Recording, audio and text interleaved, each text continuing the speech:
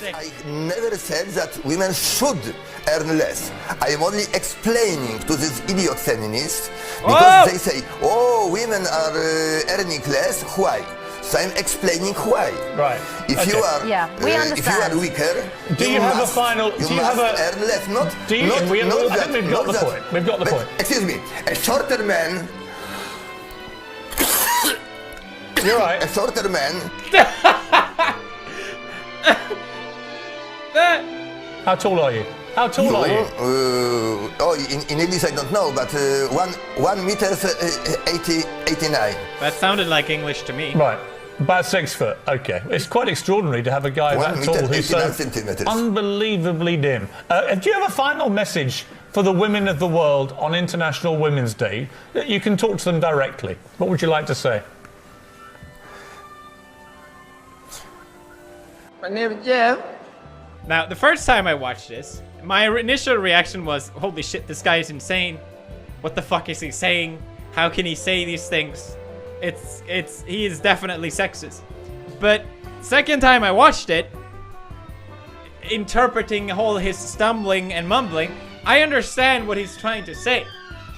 Like he said many times, he's not saying women should earn less. He's saying they are because of these reasons. And like I said, I don't know if there's a statistic that show that women in general are less intelligent than men. And if there is, I would say, what's the fucking point? I feel like I'm sort of in another corner in this discussion. He's basically saying there is a gender gap because of these reasons. Piers Morgan is saying there is a gender gap and you're disgusting. I'm saying there is no gender gap. It's been debunked several times. Now, I'm probably not the right person to talk about this, but the gender gap is something that a lot of people, you've probably heard about, that women earn less than men. Today, the typical woman who works full-time earns 79 cents for every dollar that a typical man makes. This is definitely not a statement made so that people can pat themselves on the back. Oh, it's so hard. And it's not a statement that men make to further themselves in different areas, say politics. What they did with the gender gap is that they took all men and all women and did a median on it and said, oh, okay, women earn this amount less than men in general. What they don't take into account is, well, pretty much anything at all, like women working less hours, women choosing less high-paying jobs, and so on and so forth. Now, if you take these factors into account, basically the gender gap comes out to pretty much nothing, because men and women are paid generally equal, because it is governed by the law.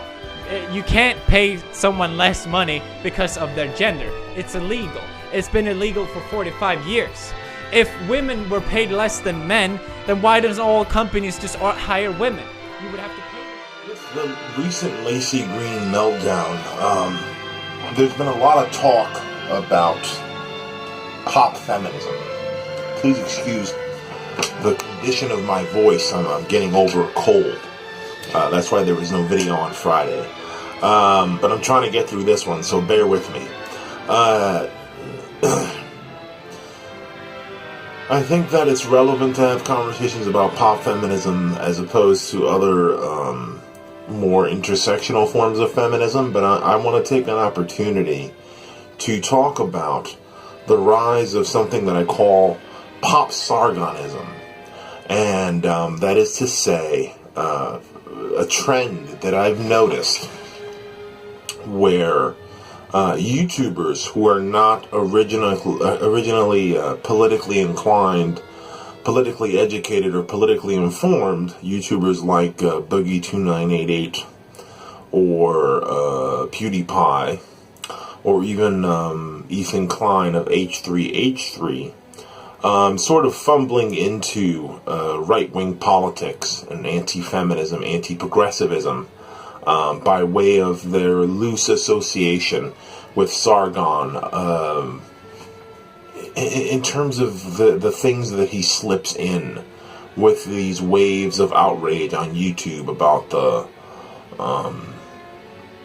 demonetization of edgelords and edgelord content. So every time one of these shockmeisters like H3H3 or iDubbbz or PewDiePie, who makes their career on edgy humor,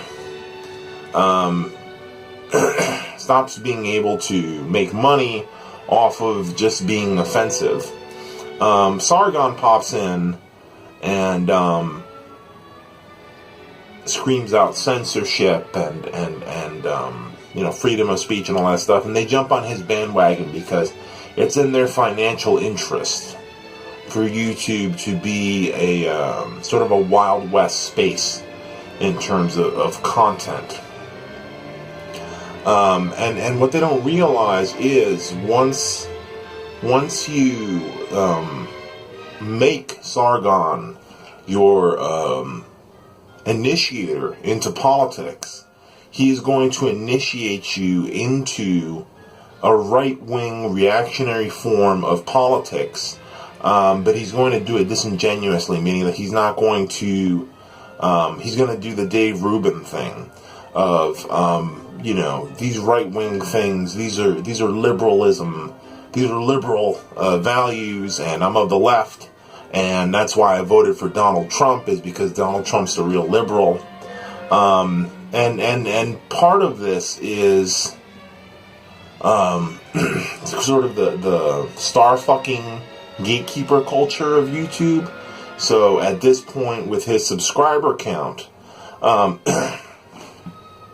if you are a fan of edgy humor, 10 to 1, you fought your audience, right? Excuse me. If you're a content creator who does like edgy humor or gaming content or geek content, and you want to start integrating politics into your channel, you obviously have some kind of crossover in your audience with like the Sargon, Jordan Peterson, Dave Rubin, Man Baby, grievance cult on YouTube and Twitter. So this past week, without even realizing it, because it's always placed in a liberal frame, PewDiePie made his first nakedly political video where he basically went through all the standard Sargonist talking points about virtue signaling, feminists not actually caring about women, particularly male feminists, and just virtue signaling by acknowledging the mythic wage gap. And he obviously did Sargon proud, because Sargon posted a clip on his second channel called PewDiePie Debunks the Wage Gap. It is pop Sargonism is a triumph of ignorance. It's this political philosophy that is at once ashamed of being reactionary. It's ashamed of being, militantly right-wing, as evidenced by the ironic / non-ironic iconography of Kekistan, which is deeply connected with the alt-right. What I've referred to in the past as a meme alliance between the alt-right and the Sargonites. And I've been opting for Sargonites lately because as Thunderfoot has floated away from Sargon, I've started to literally feel like I can't even say that Sargon's movement is about skepticism or anti-feminism or anti-progressivism. Sargon's movement is a personality cult. It's a religion where he's a pope of grievance. He's a pope of white male nerd geek basement dwelling grievance. And the byproduct of this cult is you end up supporting Donald Trump, even though a lot of the Kekistanis claim to have been left-wing Bernie Sanders supporters before they joined this, like, explicitly fascist meme culture on poll. He exalts poll, which is literally, poll, the politics board, on 4chan.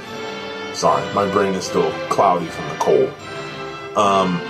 Is basically a Nazi board, a Nazi posting board, and Sargon engages in vigilante campaigns to catch Antifa with Paul. He exalts that board as a legitimate source for news and information.